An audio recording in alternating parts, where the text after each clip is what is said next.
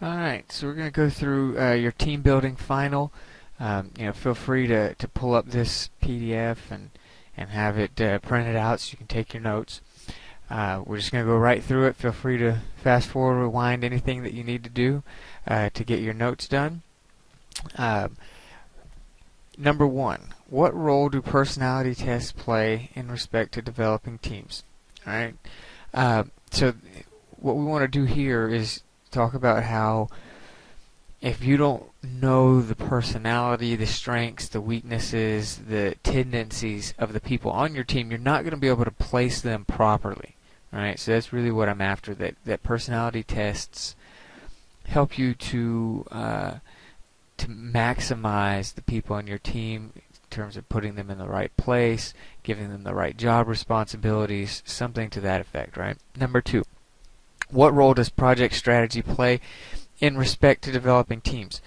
So the idea here is that the goals of the strategy will influence the way you set up your team, what types of team members that you need, right? So if you have a project strategy that's more focused on sales, then you're going to want some more extroverted people to make up your team, right?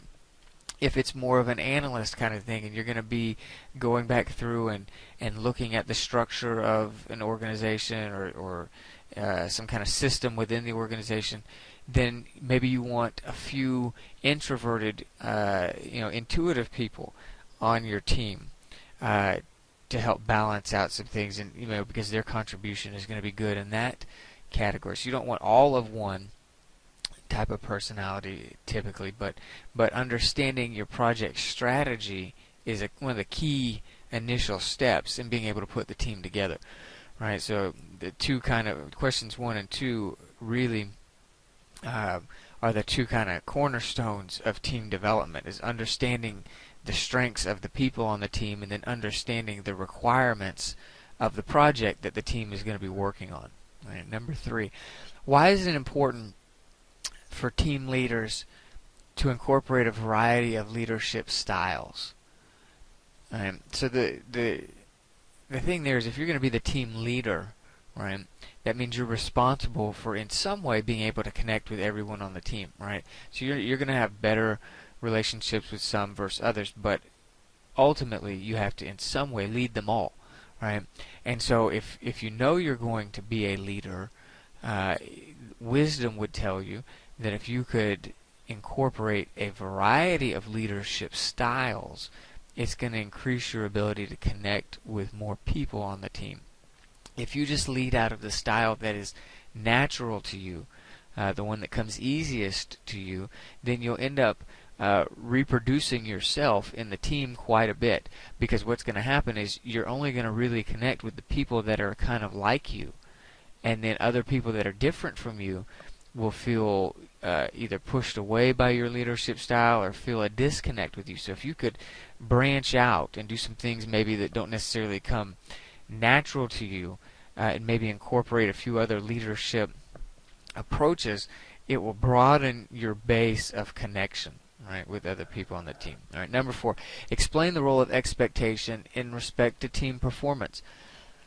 So there's a few things you could put there, but the main idea is that if people aren't given a clear expectation of what they're to do, then their job performance can be all over the place, right? So what you're really wanting is to give them some clear expectations, some clear goals, some clear challenges, so that they have something definite to work towards, right? And that if people have been given high expectations, it will often draw the best out of them, right? So you use expectation to your advantage as a team leader, right? Number 5, in your own words, I should say list and describe 2 examples of undiscussable issues. So list and describe 2 examples of undiscussable issues. So there's a few things you can put. I'll give you a few. I just want you to come up with 2, but basically it's things like maybe there was a personality conflict, right? And nobody wants to bring it up. Or perhaps there's a lazy teammate and nobody wants to bring that up. Perhaps there's leadership issues and nobody wants to talk about that. Maybe everybody's upset because production is down, right? So these are some things that are kind of in the room and that everybody knows, but people will naturally have a hard time bringing it up, right? And so these things could be eating away at the team and nobody knows it.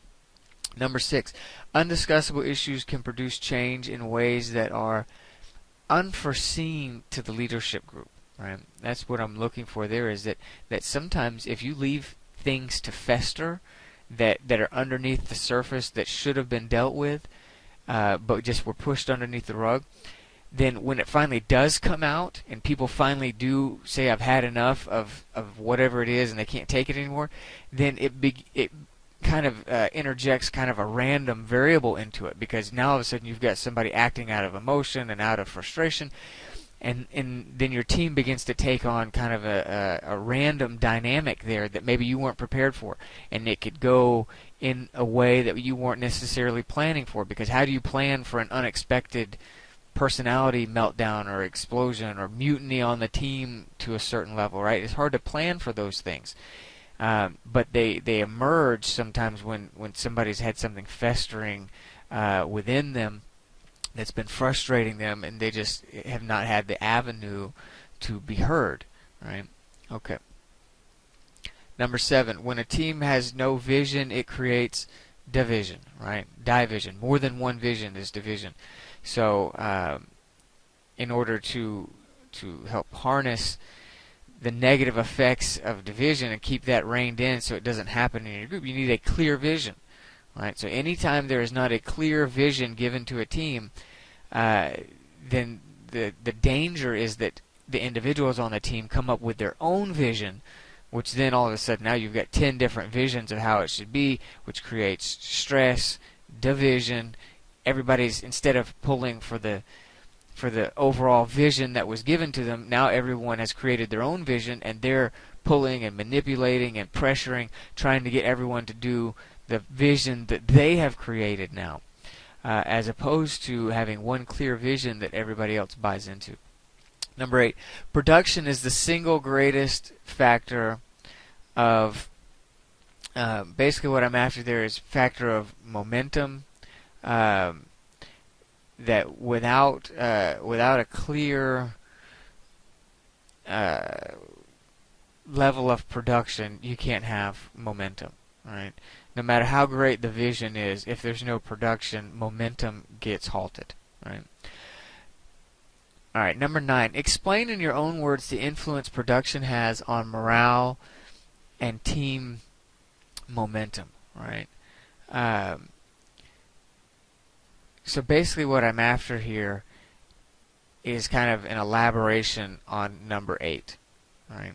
So this is one of the ones I'm going to leave you to do on your own. You can go back in there and look at the discussion of production. Maybe you can answer this just out of your own studies this quarter. But I want you to talk about what role does production have on two things here: morale and team momentum. Okay. Number 10, to change the overall culture of the team, it is important to remember what level of change. What I'm after there is individual change. And that's the discussion that we had that in the team culture videos about how changes in the overall group dynamic are really a reflection of changes that have been made on the individual level, right? So if you're trying to change the overall culture of the team, you can't forget the change that must take place on the individual level, right? Number 11, in your own words, explain the role that an individual development strategy can have on changing the culture of the team. This is another one I'm going to leave for your own discussion, but I'll kind of give you a hint of what I'm talking about here. Individual development strategy. What I'm saying is we had talked about how if you want to change the culture of the team, you have to change the individual skill sets or strategies or something that the individual is doing, right? That change across the entire team is a reflection of changes that individuals make, right? So the individual development strategy, that's what I mean by that. When you sit down with one employee and you say, hey, this is the development strategy I have for you. I'd like to see you change this. I'd like to see you change that. I think you'd do a better job if you tried this. So you give them some specific things to change.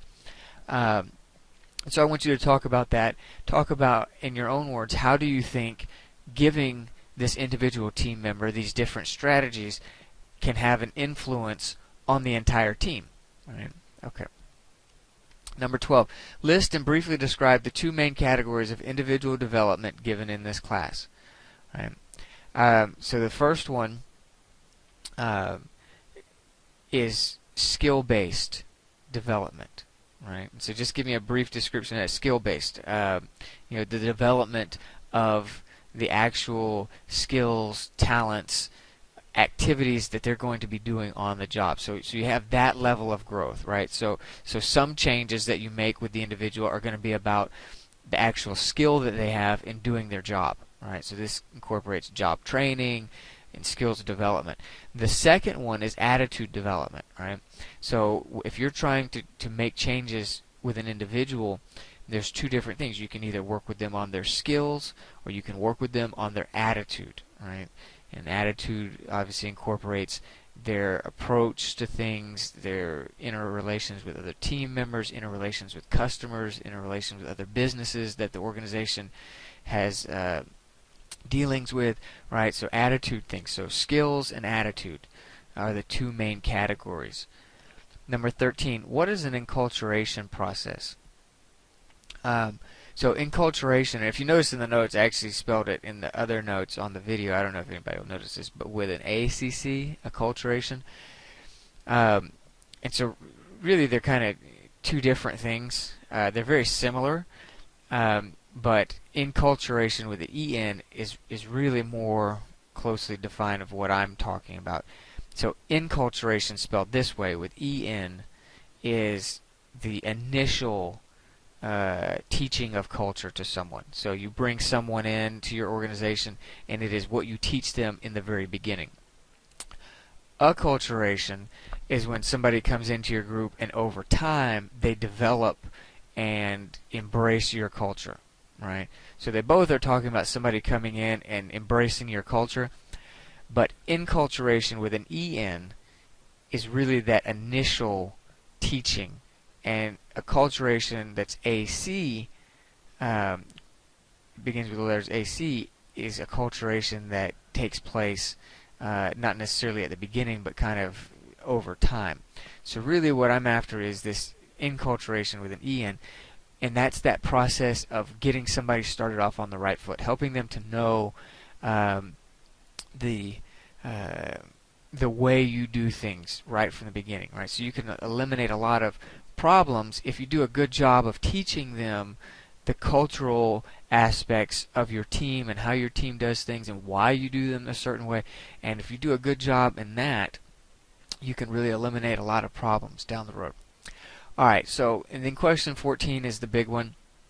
This is an independent study course, right? So I just kind of give you some guidelines throughout the course to kind of help guide your study in each of these three main sections. So there were three main sections to this course: selecting the team, maintaining the team, and then team culture, right? So what I want you to do, you are supposed to be, along the term of this course, kind of doing some independent reading, some independent study. This was your independent study course, and so what I do is I don't have you do too much of showing me the independent study that you did throughout the course, but at the end, right, I want to see some of what you've researched on your own, and so that will be question 14. I want three things that you can say that you've learned or whatever that you found that you find interesting, 3 principles, 3 facts, 3 something. I want you to show me something from your own independent research. For each of these 3 categories, I want 3 things, right? So give me 3 things that you've learned on your own about selecting the team, the importance of it, the process of it, any of that. Maintaining the team, 3 important things you've learned about that, and then 3 important things about team culture, how to get it, how to keep it, how you could lose it, what it is, any of that kind of stuff. But I want 3 of each of these kind of in your own words. Okay? If you have any questions over any of these, feel free to shoot me an email.